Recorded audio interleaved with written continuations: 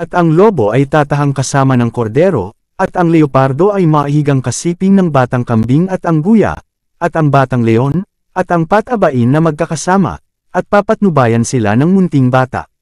At ang baka at ang oso ay mangginginain, ang kanilang mga anak ay maihigang magkakasiping, at ang leon ay kakain ng dayami na gaya ng baka. At ang batang pasusuhin ay maglalaro sa lungga ng ahas, at isusuot ng batang kaihiwalay sa suso ang kanyang kamay sa lungga ng ulupong.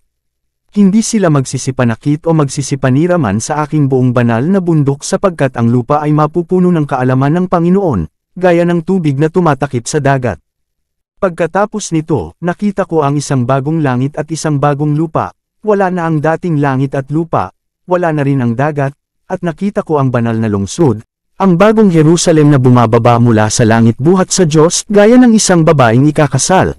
Siya'y nakabihis at nakahanda sa pagsalubong sa kanyang mapapangasawa.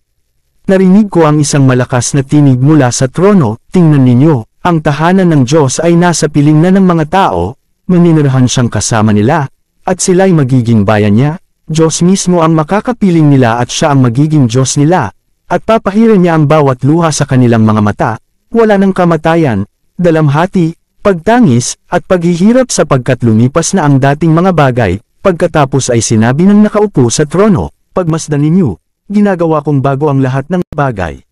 At sinabi niya sa akin, isulat mo, sapagkat mabasahan at totoo ang mga salitang ito. Sinabi rin niya sa akin, naganap na. Ako ang Alpha at ang Omega, ang simula at ang wakas.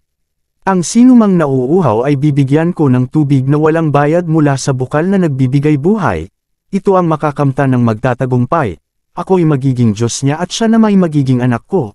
Subalit para naman sa mga duwag, mga taksil, mga gumagawa ng mga kasuklam-suklam na bagay, mga mamamatay tao, mga nakikiapid, mga mangkukulam, mga sumasamba sa Diyos-Diyusan, at sa lahat ng mga sinungaling ang magiging bahagi nila ay sa lawa ng nagliliyab na apoy at asupre.